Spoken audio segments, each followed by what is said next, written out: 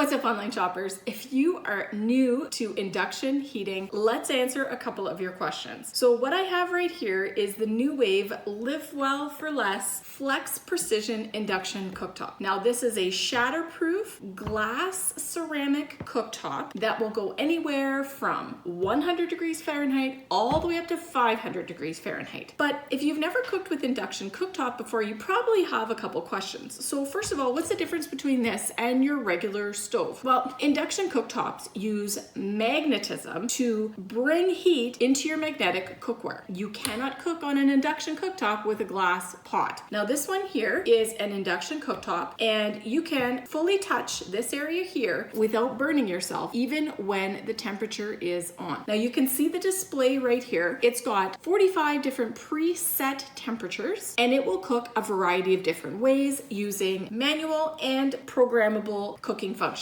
So let's talk first about how it works. This area right here is your cooking surface. This area right here is just the exterior. So this is where the magic happens, and you want to make sure that your pot or your pan is going to sit on this surface. This has a max load of 50 pounds, but you're going to want to make sure that the bulk of what you're cooking has a surface area that covers this area right there. Make sure it's on a flat surface, and let's talk a little bit about how to choose your cookware. Now I have two different kinds of cookware that I use on here. The first kind, which is pretty easy to come by, is a good set of cast iron cookware, like my Lodge skillet here. This one here works really well. You don't have to worry about it weighing too much. Even though these are heavy duty weight, they are not too heavy for your induction cooktop. The other thing that you can use is something like this. One of my favorite pans to cook in is the Hexclad, and the Hexclad has a really cool technology because it works on the cooktop as well. Now I love the Flex cooktop because it's so slim.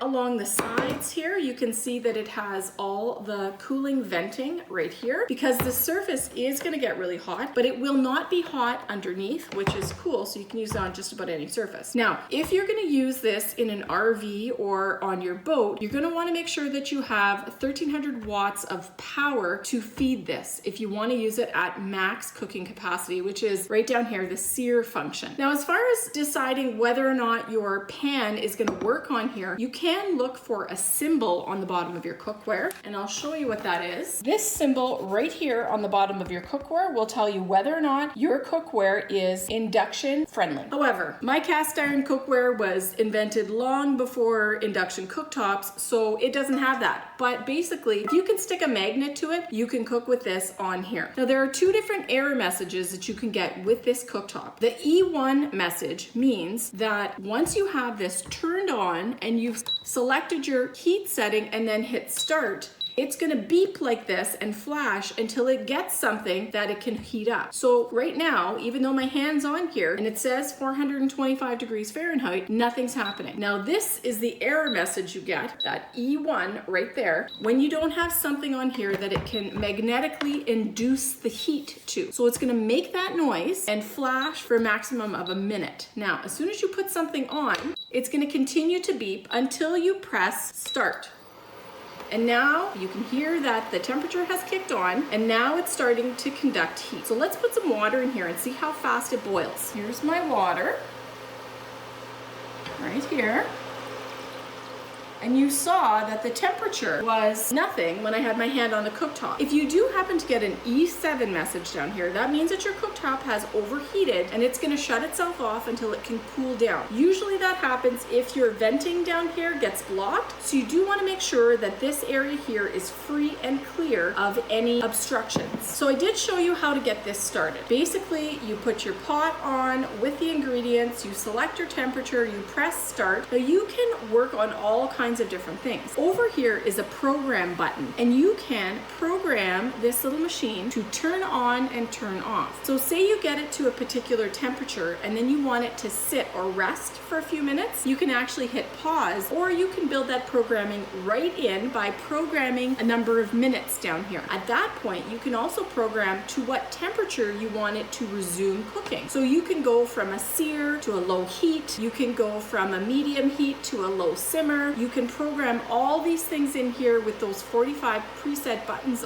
or you can also use the plus minus to get exactly the temperature that you want. Now look at this. The pan is boiling already and it's been less than a minute. Now when you get your pan to the desired temperature, although there isn't an off button, there is a pause cooking button, and that one is right there. You can press the pause cooking button and it will temporarily pause until you ask it to start again. I think it's actually pretty incredible how quickly the boil has happened. And I will say that this whole area right here, outside of that circle that's on the surface, that is cool to the touch, and I can run my hands all the way around here. Now, the spot underneath the pot where it's boiling is going to be quite hot, so you want to make sure that you don't touch that with your hands when you take the pot off the surface. But you see that as soon as I take the pot off the surface, the heat shuts off, the venting shuts off, the induction has stopped. You've got this flashing letter right here. There's your error message. Now, you can put the pot back on just like this, and you can press start again.